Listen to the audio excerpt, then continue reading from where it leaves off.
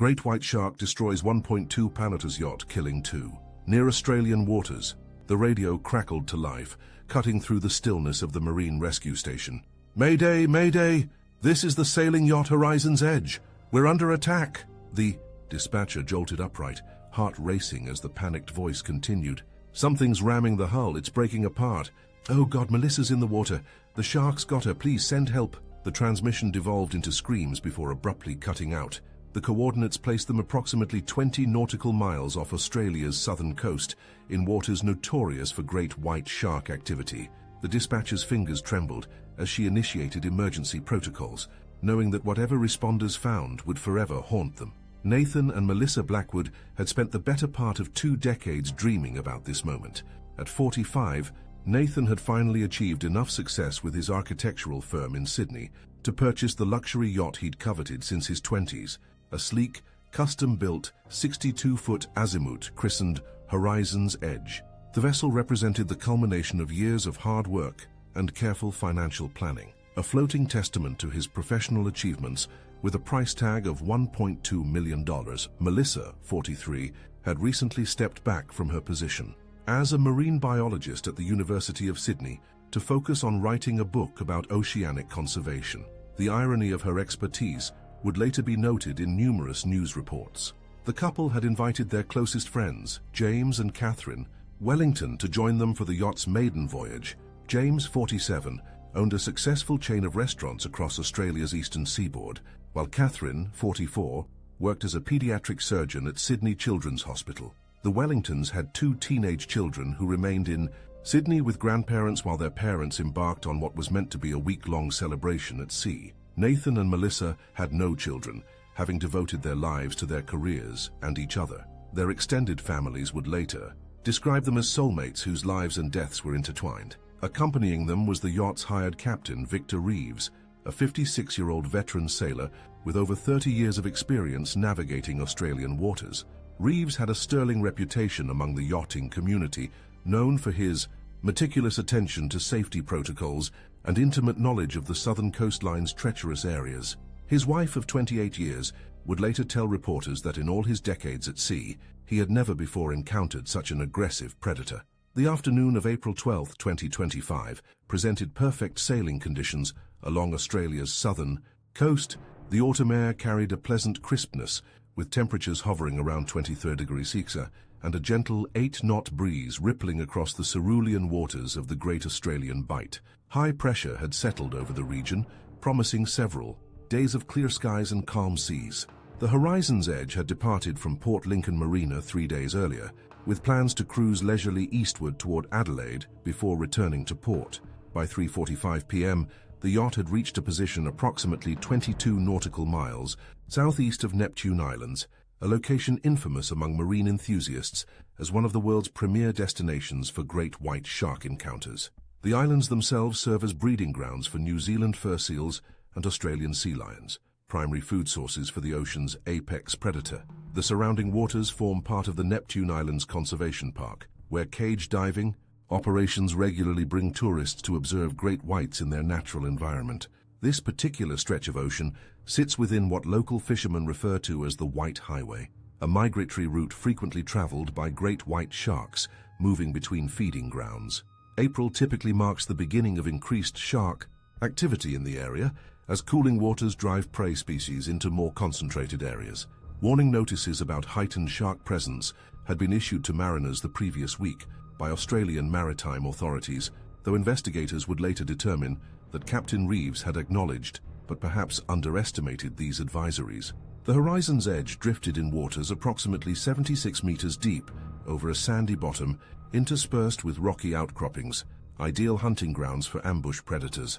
Underwater visibility extended to about 15 meters, and the afternoon sun created dappled patterns on the sea floor where it wasn't obscured by the yacht's shadow.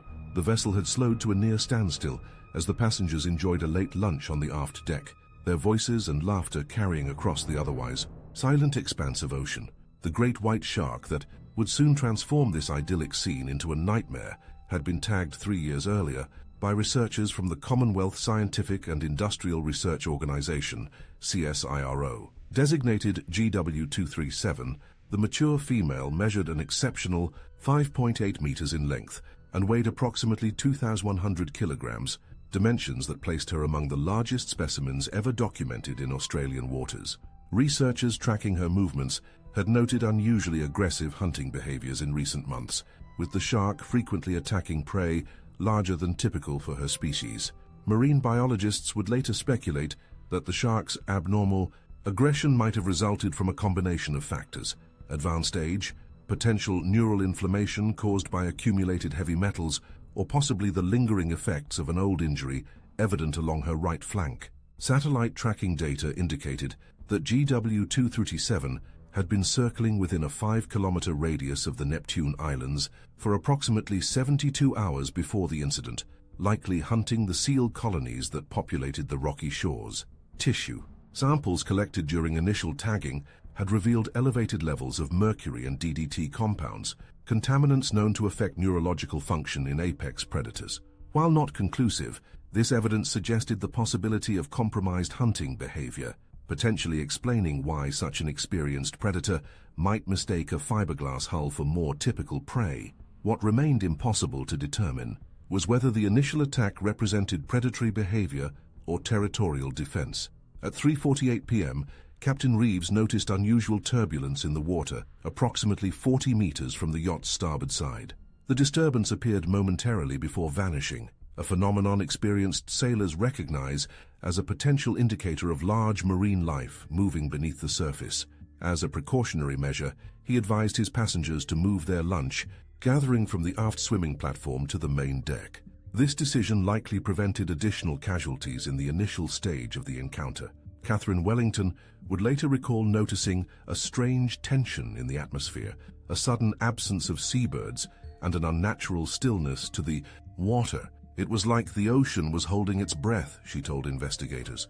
James Wellington had just opened a bottle of champagne to toast their third day at sea when Nathan Blackwood pointed toward the port side, where a large, dark shape was visible just beneath the surface. "Look at the size of that thing," Nathan had reportedly said, his voice reflecting curiosity rather than alarm. Melissa, drawing on her marine biology background, moved to the railing for a better view, immediately recognizing the distinctive shape of a great white shark's dorsal fin cutting through the water. "That's a massive white," she called to the E. Others, her professional interest momentarily overriding caution. "Must be 5 meters at least." She reached for her camera, intending to document the sighting for colleagues at the university. Captain Reeves immediately shifted from casual observation to alert concern. "Everyone move to the center of the deck," he ordered, moving toward the helm controls. "I'm going to start the engines and put some distance between us." The timeline constructed from survivor testimonies indicates that approximately 90 seconds elapsed between the initial sighting and the first impact. During this interval, Captain Reeves had powered up the yacht's twin 800 horsepower MAN diesel engines and begun to maneuver away from the shark's last visible position. The guests had gathered near the central cabin as instructed, with the exception of Melissa, who remained at the port railing photographing the approaching predator.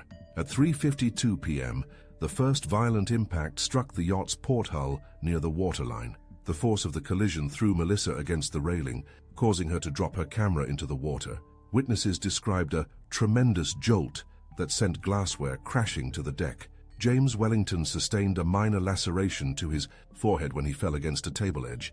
"It felt like we'd hit a reef," Catherine later testified. "The whole boat shuddered and tilted. Nathan fell to his knees and I grabbed the nearest fixed object I could find."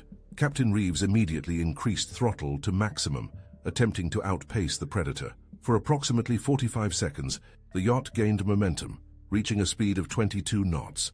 The passengers began to relax, believing the danger had passed. This brief respite ended at 3:54 p.m., when a second, more powerful impact struck the vessel from below, directly beneath the starboard engine housing. The ferocity of this second strike suggested a deliberate attack rather than investigatory behavior. The shark had approached from depth, accelerating vertically in a hunting technique typically employed against seals. The impact cracked the fiberglass hull and damaged the starboard propeller shaft, causing immediate mechanical failure and triggering the yacht's automatic bilge pumps. "The sound was unbelievable," James Wellington recounted. like a bomb going off underwater. Then all these warning lights started flashing on the control panel, and Victor was shouting about taking on water. Nathan Blackwood immediately moved to assist Captain Reeves, while Catherine attempted to locate the emergency position indicating radio beacon, EPIRB. Melissa, drawing on her knowledge of shark behavior, urged everyone to minimize movement and noise, correctly assessing that the predator was likely responding to sensory stimulation from the vessel. For approximately 3 minutes, the shark circled the now crippled yacht, its dorsal fin visible, as it made increasingly tight passes around the hull. Captain Reeves attempted to maintain control using the functioning port engine, but the vessel began listing noticeably to starboard as water entered through the damaged hull. He issued a mayday call at 3:57 p.m., providing their coordinates and describing the nature of their emergency. The third impact proved catastrophic. At 3:59 p.m., the shark rammed the hull directly beneath the swimming platform at the stern, creating a breach approximately 1 meter in diameter. Water rushed into the engine compartment, causing complete electrical failure. The sudden influx of water exacerbated the listing, tilting the deck at a precarious angle. Nathan lost his footing on the slippery deck and slid toward the port side, where the railing had been damaged during the initial impact. Melissa lunged to grab him, their fingertips briefly touching before he slipped through the broken railing into the water. His splash attracted the shark's immediate attention. "Nate, swim back to the boat!" Melissa screamed, extending a boat, hook toward her husband, who was now approximately 3 meters from the yacht. Nathan managed a powerful stroke toward the vessel before the water around him erupted in a spray of white foam. Witnesses described a massive gray shape surging upward, jaws agape. The attack lasted less than 5 seconds. When the turbulence subsided, Nathan had vanished beneath the surface.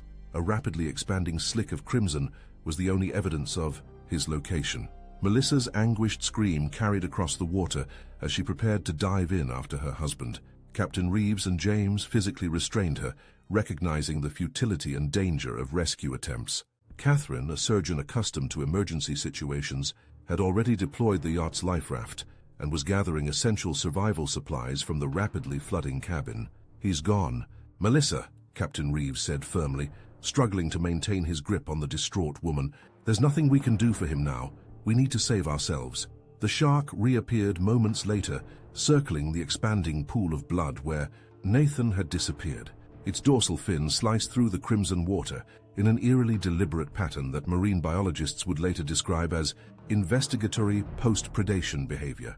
The sight proved too much for Melissa, who broke free from her restrainers with surprising strength. "Nathan," she cried, diving into the water before anyone could stop her. Whether this action represented a rescue attempt or a desire to join her husband remains a matter of speculation among survivors.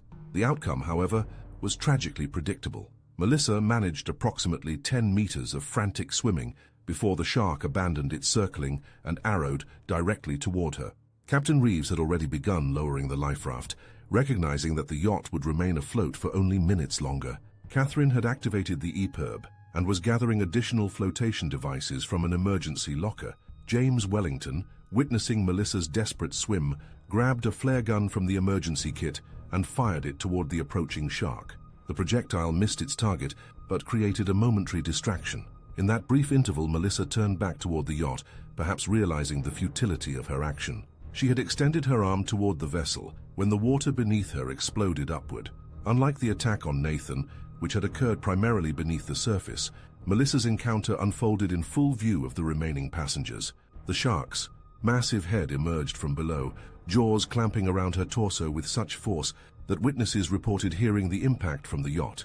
The predator shook its victim violently before descending, creating a vortex that momentarily revealed the full scale of the animal against the smaller human form in its grasp. By 4:05 p.m., Captain Reeves had successfully deployed the life raft and was assisting Catherine into the small inflatable vessel. The yacht had developed a severe list, with the starboard gunwale now nearly touching the water. James Wellington, still in shock from witnessing the deaths of his friends, had to be physically guided to the raft by the captain. He just kept staring at the water, mumbling their names, Catherine later recounted.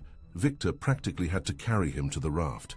As the 3 survivors pushed away from the sinking yacht, the shark reappeared, bumping against their inflatable craft with what appeared to be investigatory behavior. Captain Reeves maintained remarkable composure, instructing his passengers to remain still while he used an emergency paddle to gently propel them away from the predator. After several tense minutes, the shark abandoned its interest in the raft and returned to the yacht, which was now almost completely submerged. 4:24 p.m., 19 minutes after the survivors abandoned ship, the Horizon's Edge disappeared beneath the surface. Its descent apparently triggered renewed frenzy in the shark, which repeatedly attacked the sinking vessel as it disappeared into the depths.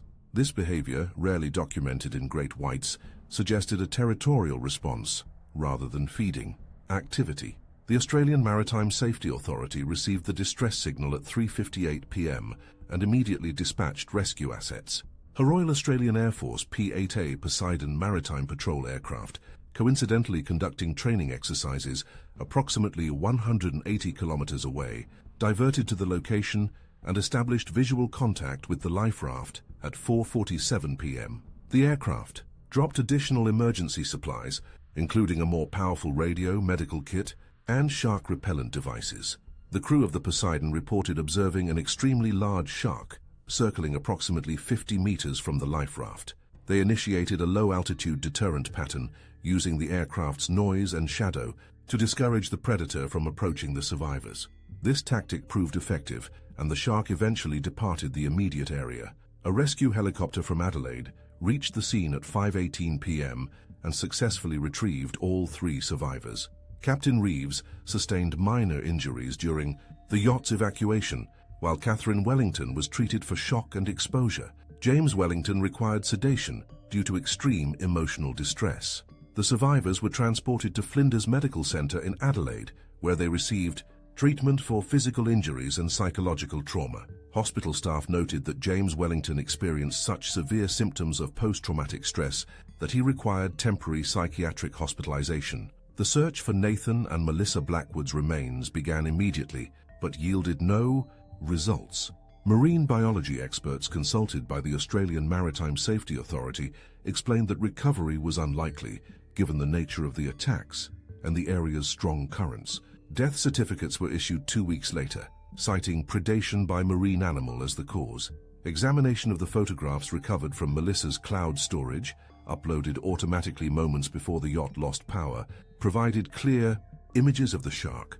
Marine biologists identified it as GW237 based on distinctive scarring and dorsal fin shape. The digital timestamp on the final photograph, showing the shark approaching the yacht's hull, was 3:51 p.m., approximately 1 minute before the first impact.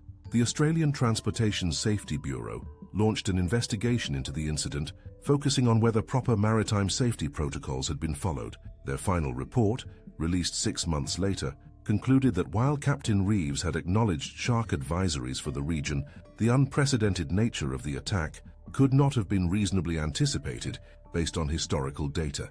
No great white shark had previously been documented deliberately attacking a vessel of that size in Australian waters. In the months following the tragedy, marine conservation authorities debated the appropriate response to GW237's unusual aggression. The incident sparked heated controversy between safety advocates calling for the shark's destruction and conservation groups emphasizing the species' protected status and ecological importance.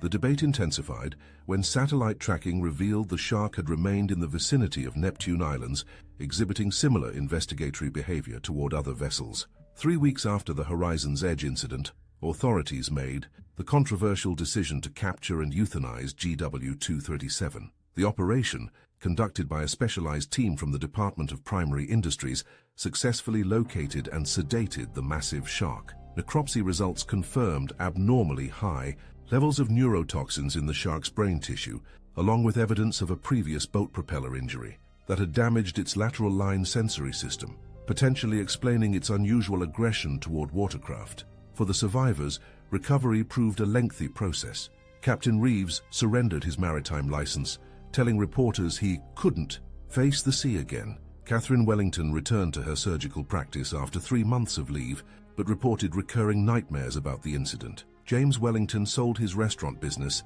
and relocated to inland Tasmania, explicitly choosing a home far from any coastline. The financial aftermath revealed additional complexities. Insurance adjusters initially disputed coverage for the yacht's destruction, citing a policy exclusion for acts of nature involving wildlife.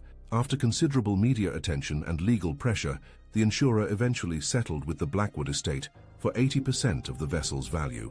These funds, along with the couple's other assets, were distributed among conservation organizations, as specified in their will.